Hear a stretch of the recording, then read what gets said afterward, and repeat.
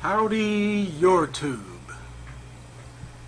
Some of you recall a video I did. I took it down while I was trying to illustrate solar eclipse event in the so-called elliptical orbit.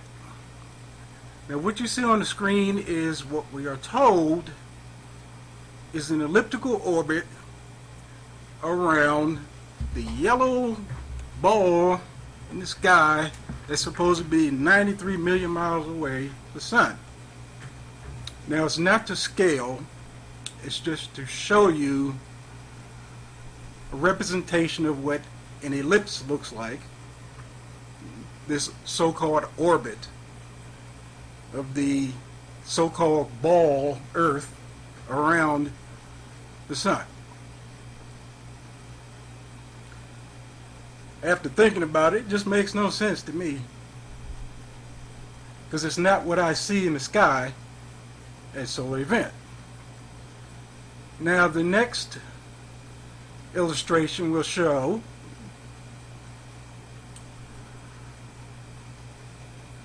an illustration of the Earth on that orbit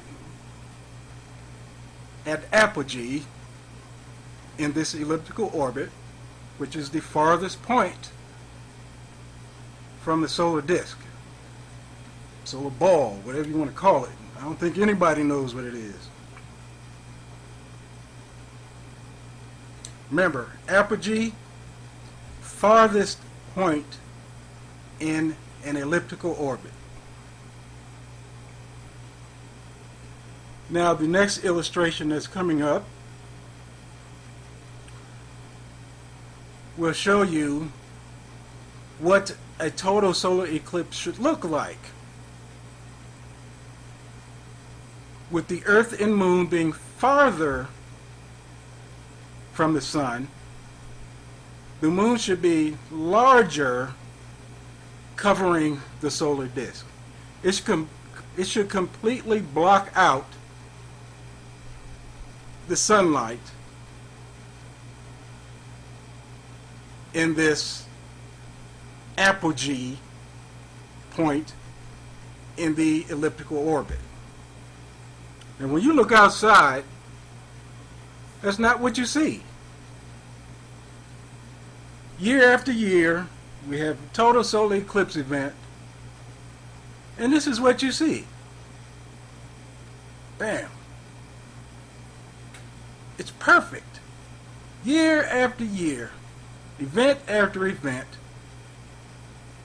you get the moon coming in front of the solar disk, and you get the ring around it. We get to see the corona, they call it. Now, next illustration will show the Earth in this elliptical orbit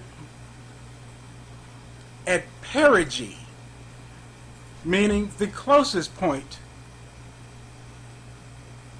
in this so-called orbit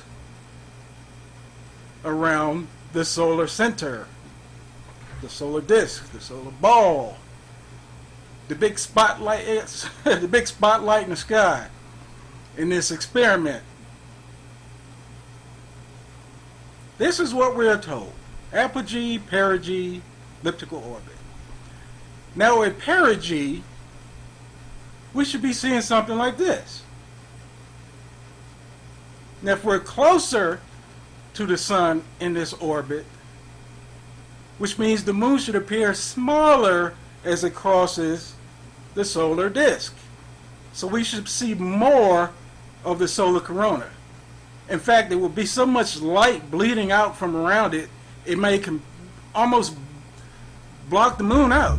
It'd probably be like a little black dot in front of the sun. Now, the next one, like I say, this is what we see every year. Right? Year after year.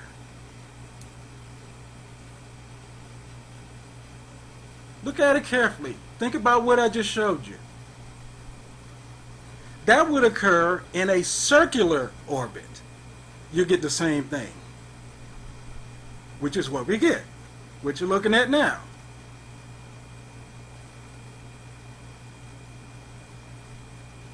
Think about it.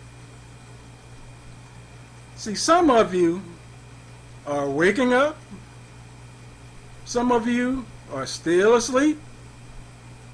And some, ain't no hope. But yet, this is what we see in that sky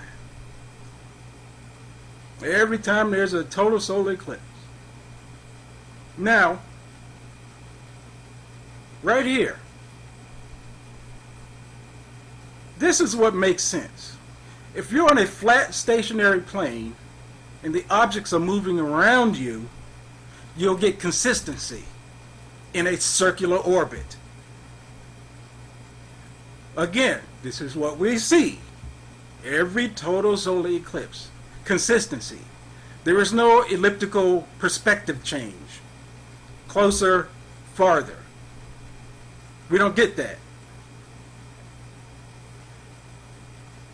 We always get a consistent total solar eclipse with the ring of fire around it, the solar corona. Again, this is what it looks like, just in case you've never seen one. It just amazes me how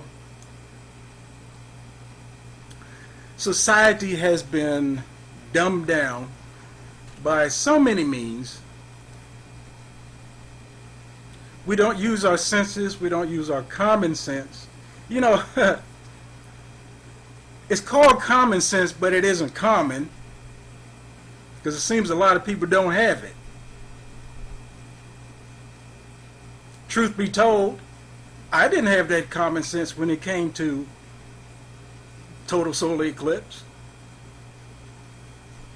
because I was taught we live on a ball, there's a ball moving around us, and we move around another ball, moving through space at breakneck speeds, which we don't feel. Go figure. But what we feel is no motion, and what we see is motion above us.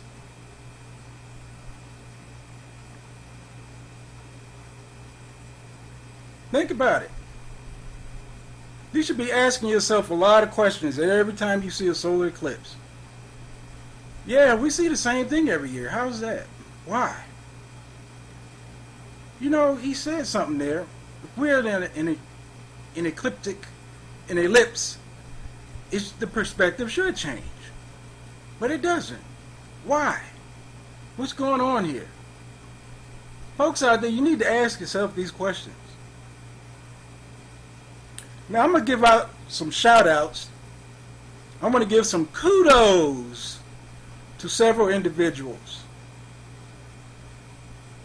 that are doing a magnificent job regarding research and trying to get the word out there, wake people up to where we are, which isn't completely explained, but it's coming to the forefront. Woo, people are waking up. First one I want to say is Globebusters. Bob and his wife, they're good. Doing great work. Next one I want to mention, Jeranism. He's good. Very good. Next one, Antonio Subirats. He's good. Eric Dubay. Good. Next one, PLANATE VERITAS. Rob. He's good. Now, I got to say this about Rob. I love him. Now, some of you out there may be sensitive to certain types of language. Rob does not bite his tongue with his delivery. He gives it to you rough and raw. Some of you might be a little sensitive to it, because he cusses like a sailor. I love him. If you can get past that, well, no, you need to get past that. and listen to what he's saying. Listen to what all of them are saying, the ones that I mentioned. So again, kudos, hats off, and I'm still learning. So until next time, you just take a look around you and realize how flat it is.